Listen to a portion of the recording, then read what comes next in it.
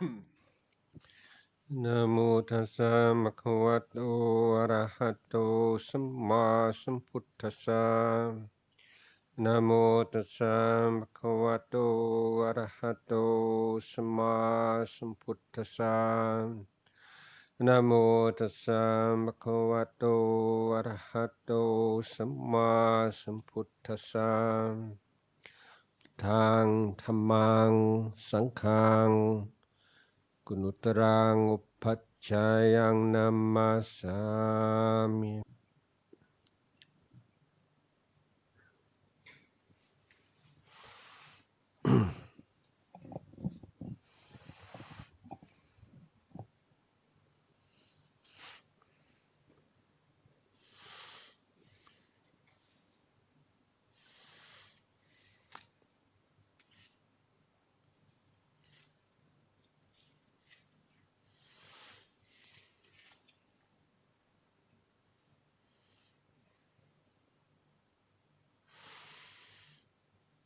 Once upon a time, was a king, a very handsome king, very vain and proud king. And of course, people flattered him all the time. And they said, "You're as handsome as a deva, more handsome than a deva." And he believed them. And one day he was in his room when there was suddenly most beautiful light filled the whole room. And there were these two devas come to visit. And they said, "We've come to see whether you're really as handsome as a deva." And he said, "What do you think?" Quite confident. So we'll come back a bit later and tell you. And they disappeared. They had other deva business to attend to, and came back some hours later. And they appeared in this beautiful golden light. They're all gold and golden skin, and golden smile, and they said, "We've come back to tell you what we think." And he said, "What do you? Well, am I as handsome and beautiful as a deva?" And they said, "Yeah, you're getting there, but you're not quite as handsome as you were this morning." And he said, "What? How could there be a difference? Just a few hours?" They said, "Oh yes, we can see the difference, and so we'll prove it to you. Bring your order your sharpest and most intelligent and observant minister or advisor to come here with a dish, should be a golden dish of pure water," which he does. And the advisor puts down the dish of water, and devas tell him to go outside for a moment. And then one of the devas takes out this, in his golden robes, he has a golden spoon, a little golden pouch, and he takes out the golden spoon from the golden pouch from under his golden robes and the golden light, and he takes a small spoonful of water from the dish. And then the advisor returns to the room, and the deva says, "Look very closely at that big dish of water. Can you see any difference in it?" And the advisor looked and looked and looked, and he said, "No, I see no difference." And the devas looked at the king, and the king looked at the deva, and the king said, "Oh, now I understand." So the change a change from this morning is like subtracting just a small spoonful from a big dish of water. It's almost invisible to the human eye, but to the devas who have this very special supervision, that was very clear, and they could see the aging process in the king, and the king realized, yes, although I cannot subjectively experience the aging process, it's taking place every single moment of every single day. And so the story says that he changed his ways and became much less vain about his appearance, and eventually became a monk. So if you become a monk at the end of, that's called a happy ending for a monk story, you see. So these are all this old story, about how relentless the passing of time, and we're not only are we unable to perceive it as it's occurring, but we do our best to not to perceive it. And the amount of time and attention and money people spend on trying to conceal the aging process is incredible. And it's something that goes back through history, of course. If you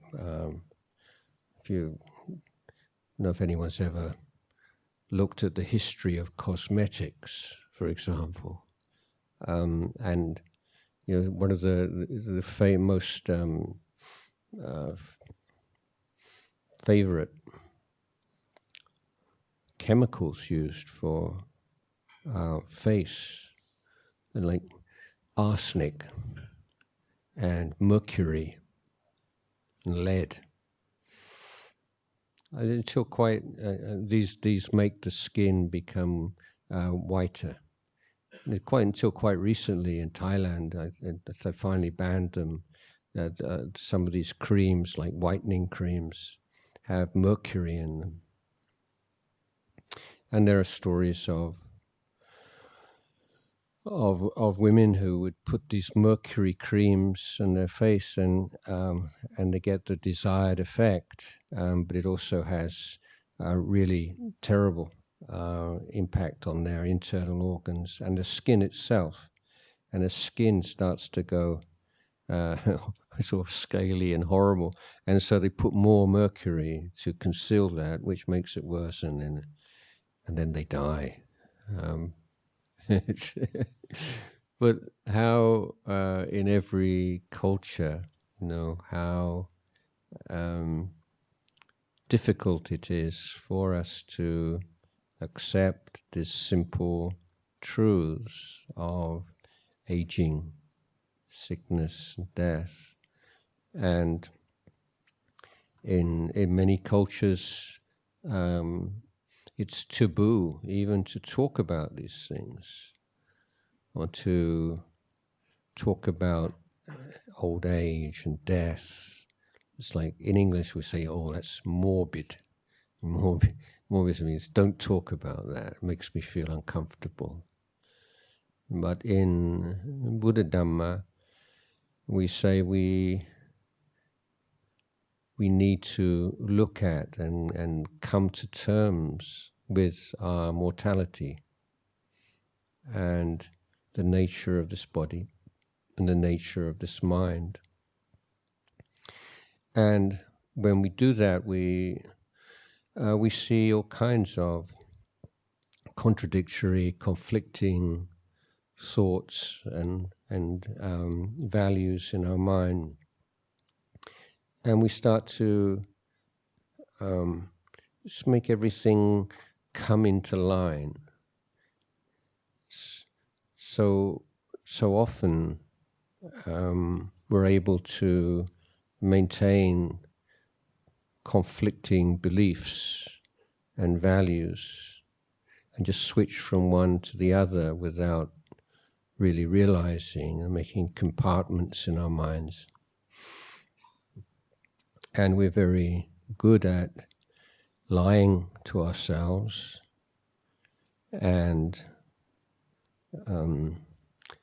in the Thai idiom, it's like taking our side in any kind of debate, or my siding, I think, has even got a modern word for this.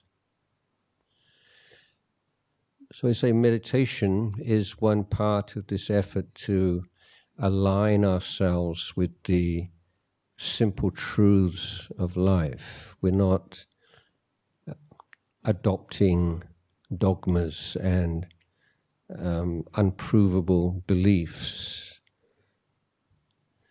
Quite the opposite.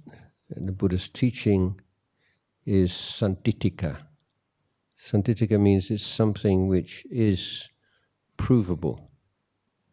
The Buddha's giving us, we can compare to hypothesis and saying, life is like this, is it? And the Buddha doesn't want us to accept it blindly, but he wants us to take the teachings away and put them to the test. So although the teachings are all ultimately verifiable and falsifiable, they are not all verifiable or falsifiable to everyone at any time and place, because, and it's not difficult concept to understand. We can compare it with science. You say you have to have a scientific education before you can put the more abstruse scientific concepts and theories to the test. It's not that anybody can do it. So we need to create the conditions for us to be able to verify the truth of the Buddha's teachings. And the mind of the untrained person is not strong enough to do that. And this is one of the first and most, I think, kind of sobering insights that can come when we start to practice meditation. And that's just how completely out of control our mind is. And for example, think of the person that's most important to you in your life, parent or spouse or child. And how can you create an image of them in your mind? Probably yes. And how long can you sustain that in your mind? How long can you keep your mind on something which is so important to you? Very difficult, and not more than a few seconds. And we're so caught up in our minds and all the stories and the dramas, the soap operas in our mind. And our default, our usual thing is to consider these all as being me and mine. And that phrase, me and mine, in many ways, I would say is synonymous as to the word dukkha. You say, wherever there is the sense of me and mine, there is dukkha. And wherever me and mine does not appear, there's no dukkha. The thinking mind. Okay, we're just now talking about the body, and it's not so difficult to accept. Yes, it's getting older every breath, every moment. It's not so easy to recognize, but you see someone that you haven't seen for a year or two or some time, and they've got older, and then if you're not keeping precepts, you say, "Oh, you don't change." No, neither do you. And but you recognize, oh yeah, just little by little. So with the body, it's not quite so threatening, is it? The sense, the body is just doing its thing. But with the mind, then we do tend to attach to that much more. And yet it's, I think, more rational to attach to the body in many ways. It's like the thinking mind. Say, can you predict what you'll be thinking in an hour's time? Why not? Why can't you just say in an hour's time, I just sort of think about this and think about that? What about in 5 minutes' time? What about 5 seconds' time? What's the next thought that's going to appear in your mind? The very next thought that's going to occur in your mind. What is it? You don't know. That's how out of control it is. And the rational part of our mind, the predictable part of our mind, is just one of a kind of host of voices. It's just one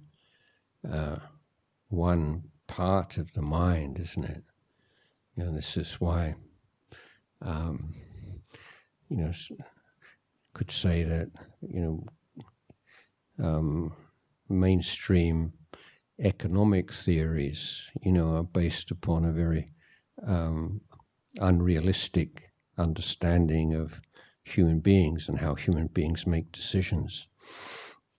And the more you look at the mind, and you can see there are no guarantees, but you create conditions. This is something that you can observe. And so you say, well, I don't know what's going to pop up in my mind even in the next second. But if you've been training your mind consistently, then you can be quite confident that whatever the content of it, it won't be a thought of hurting somebody or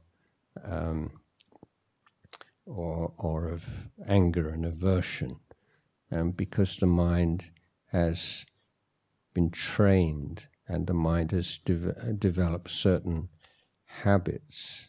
So it's not 100% sure if someone's not yet reached a stage of enlightenment, it's still sensual and angry and cruel thoughts can pop up into the mind, but there's no purchase for them. There's nothing for them to take any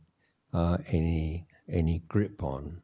They just slip away from the mind. The mind doesn't give any ground. It doesn't give any welcome to those thoughts anymore.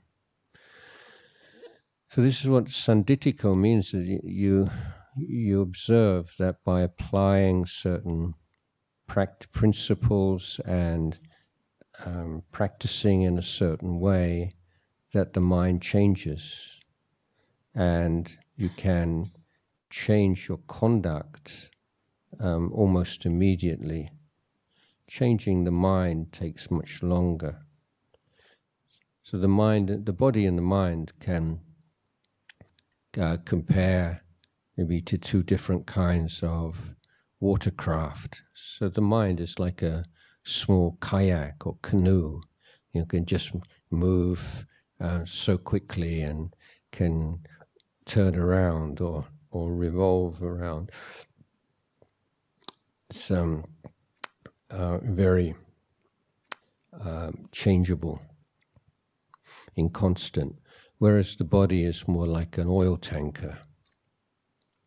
That's why if there's a strong emotion in the body, then even if you let go of the thinking, then it doesn't mean that the emotion is going to disappear, because the emotion is being manifested in the body, and physical changes in the body of adrenaline and cortisol, those things. And so if you are not also applying some remedy to the body, and calming the body, then the chemicals and the changes in the body which are still present will tend to stimulate another round of thinking. So, it's an interesting question. What is an emotion, anyway? I don't think there's real consensus on that, and there's not a one Pali word which corresponds to emotion. My own idea of this is that certain mental states have very clearly defined physical counterparts, like patterns of arousal in the body. And when there is a predictable combination of thought and physical arousal, then we could call that an emotion. So dealing with emotion, to be able to deal with both sides, the thinking side and the physical side. This is something from observation. Okay, we don't have to read a book of Abhidhamma or study Buddhist psychology. That's not to say we're rejecting out of hand the value of those things, but what we're trying to do is coming to our experience. And when you read books of Buddhist psychology, sometimes they can seem quite intimidating and difficult. And yet, when you come down to your experience of your body and your mind right now, and you try to articulate what exactly is going on, whether it's to yourself or somebody else, it's, oh, that's what that book means. It's like, and often the language used makes it seem far more difficult to understand than the experience itself. So we're trying to create conditions where we can learn from experience. And what is it that we want to learn? We want to learn the Four Noble Truths. And to pursue this analogy further, then the present moment is the classroom. Okay, so we have to enter the classroom of the present moment in order to fully comprehend and understand, learn about the Four Noble Truths. So there's no great mystic value of being in the present moment per se, but the present moment is a necessary precondition to be fluent and to be comfortable and content in the present moment.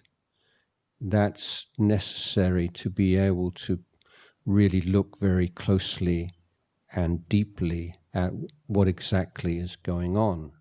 For example, what is dukkha? How is dukkha conditioned by craving? How does dukkha diminish or disappear with the diminution, disappearance of craving?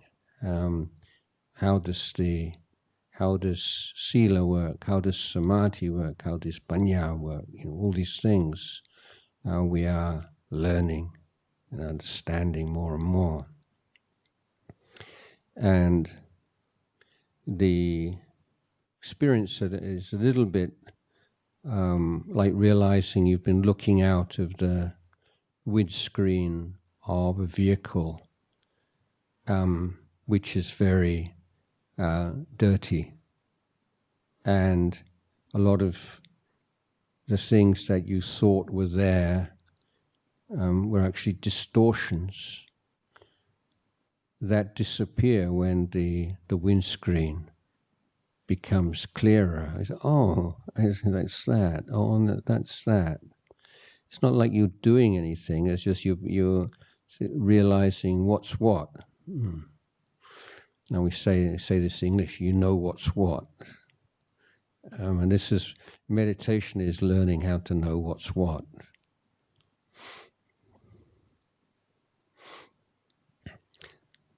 So we apply effort to meditation object, and then we see what happens. It's and then we begin to understand these like the nivaranas, or called the hindrances. These are habits of mind that have a lot of power in our lives, but that without meditation it's very difficult to capture or to recognize as defilements, as things which are upsetting and distorting and sullying the mind. As I say, because our habit, our instinct is to consider ourselves the owners of everything that goes on in our mind. And so there's just this flow of mental states and feelings and perceptions and thoughts, and we're just sort of carried along by this. So now we're not going with the flow, we're going against the flow and seeing what happens. So when you try to sustain tension on an object, then the mind, which is familiar with and comfortable with movement and change and stimulation, will feel stressed and will try to escape from that. That's the natural reaction. And the favorite way of escaping from reality is into pleasant mental states. So distraction, in other words. And understanding how distraction works and what leads to distraction. Again, not as a theory, but you watch in your own mind. So that movement towards, this is also called chanda. So the word chanda it's a neutral term. As it manifests in an unwholesome sense, it's that the movement towards the will towards the pleasant. When that energy is educated, it becomes the will towards goodness or the will towards Dhamma. But as a hindrance, it's movement towards the pleasant. It's like in the Peanuts cartoon, Linus, he has his blanket. This is what Garmachand is. We all have our little blanket that we want to take hold of when we feel uncomfortable or bored, or that the present moment is not enough. I want something else. I want something reassuring, something warm and pleasant and exciting, and depends on the mood. So in daily life, then that's probably going to manifest in some physical action, reaching for your phone or for social media, or going to the fridge, or or going on a shopping website or something like that. So it's like just a hit of pleasure, but that's what we want. That's our way to deal with dukkha. A hit of pleasure, just to forget it for a while. And if we are sitting cross-legged on the floor, on a chair or whatever, then we've taken that option off the table. We're not going to be looking for something to eat or something to play with or some enjoyment.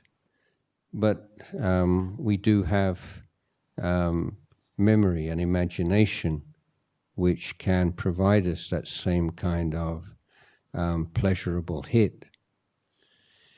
And this is what becomes clear to us in meditation, how we do this, how addicted we are to this way of dealing with our experience.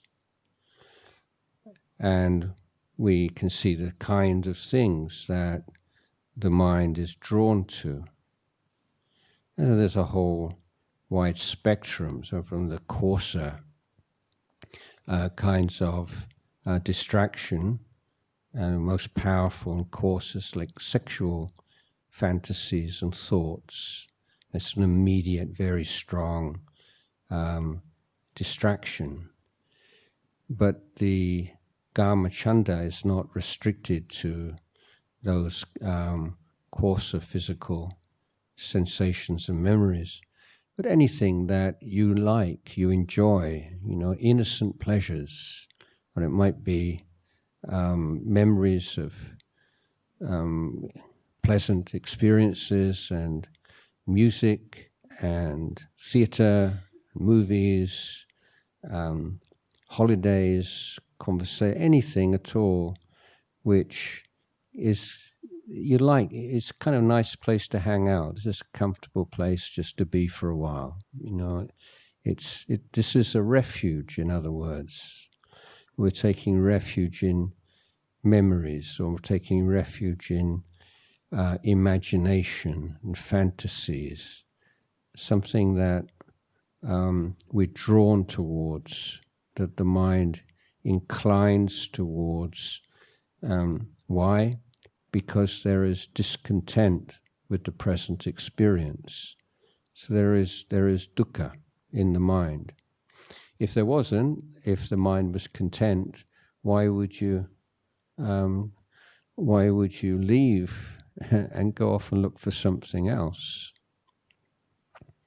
Because another option, very popular option, is negativity, and that's not so obviously pleasant, but it's really addictive, particularly when you have some kind of unfinished business. It's kind of like an itch, something somebody did or something somebody said, and then just a moment, the thought of that person and the way that they showed disrespect or contempt, or they did or said something, then your mind is just reborn in the whole kind of realm of anger and heat and self-righteousness. And that there's an energy, an addictive energy in that, isn't there?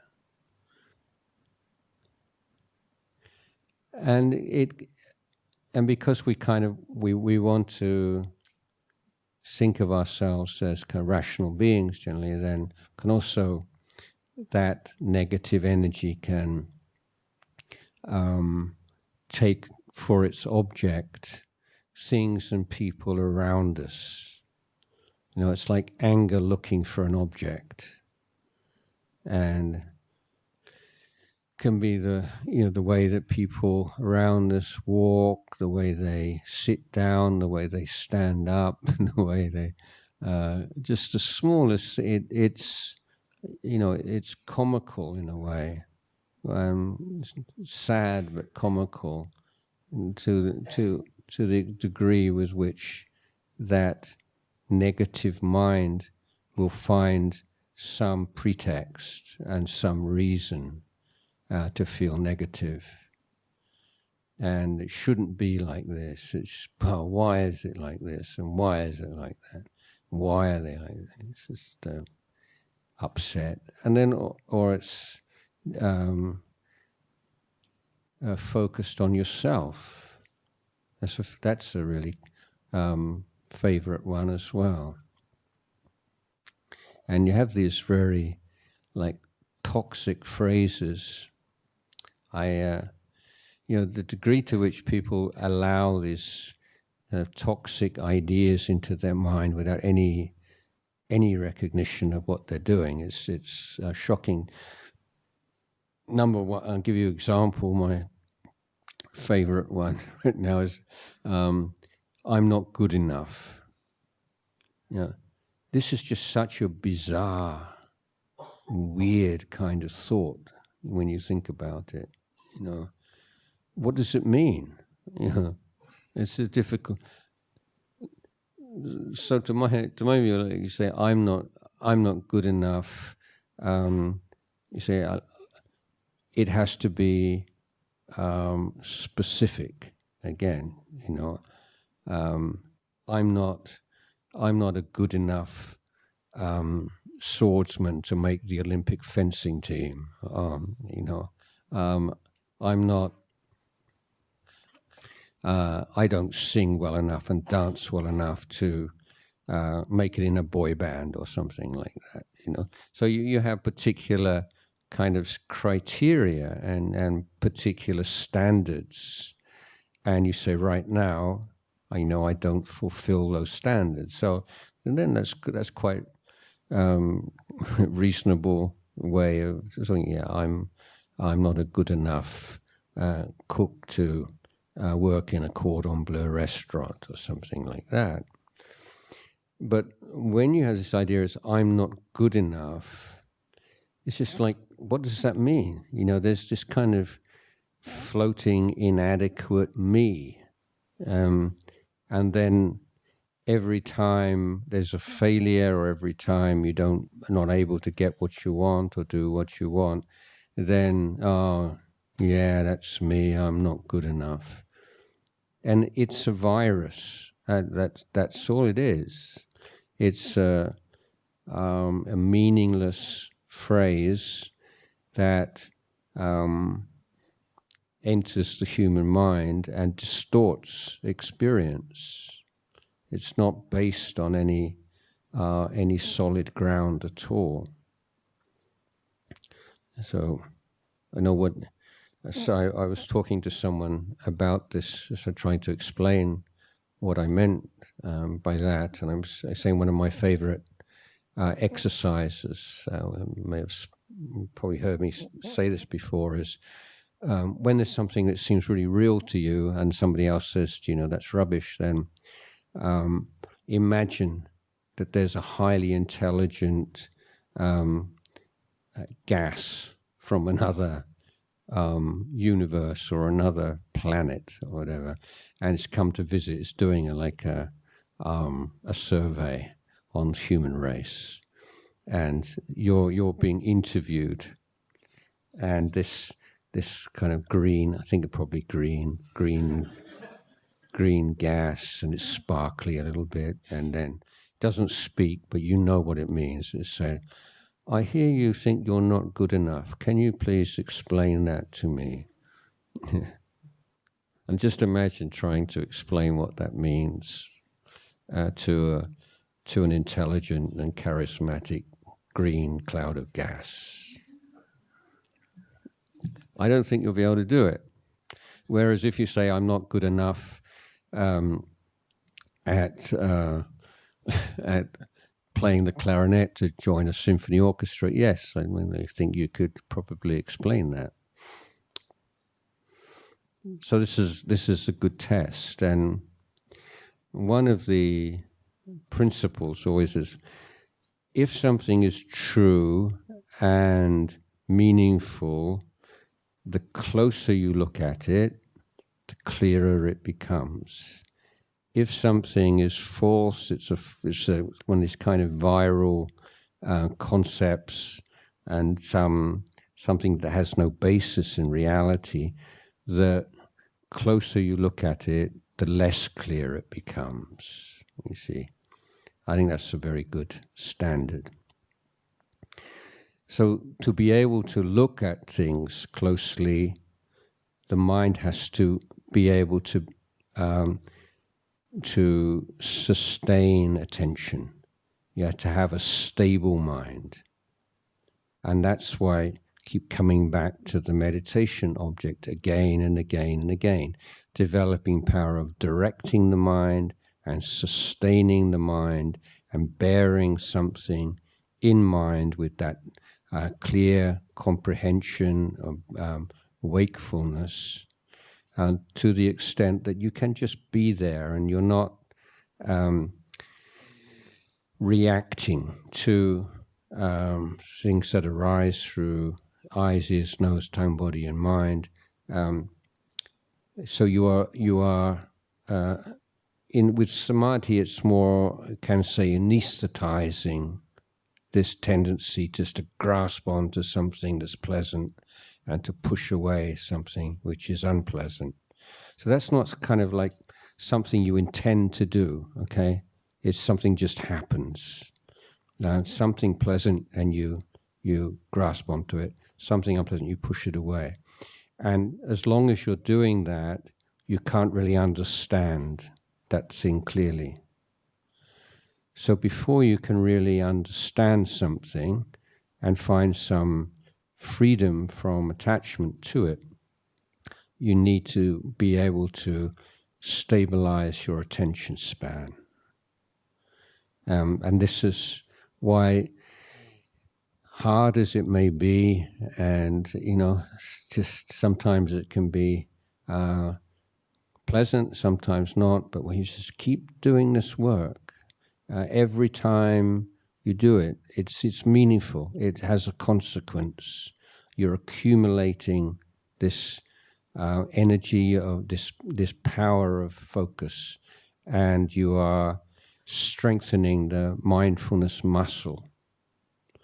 And you're learning to stand in the middle, in the midst of phenomena with their tempting and their frightening or their exciting or all their different qualities, and to be unmoved and to see things for what they are. And in the suttas, there are many cases with Mara. It's like Mara's kind of like the satanic figure, and Mara dresses up as in various different ways, and all these kind of disguises. It's going to fool the Buddha.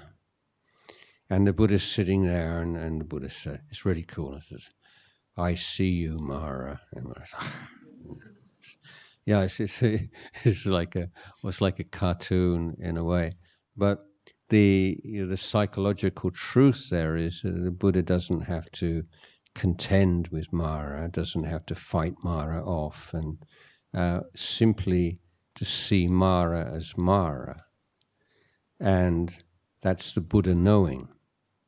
When you develop this stability of mind, there's something is really tempting you to follow it, tempting you to towards lust and greed or anger and aversion or depression. You realize it's Mara. You say, "I see you, Mara." Hello, Mara. So and that's the quality of mind that we're trying to develop. We're not going to be in a world where there are no temptations and there are no pressures and there are not things which are inviting fear and anxiety and so on. Those things are always going to be there. The particular manifestations and of the particular events and people and so on, which are going to bring up these situations, they're going to change all the time. But this sense of stability of mind and clarity of vision and seeing things, oh, I see you, Mara. This is timeless, and this is something that every one of us can develop. So I'd like to end the talk at this point.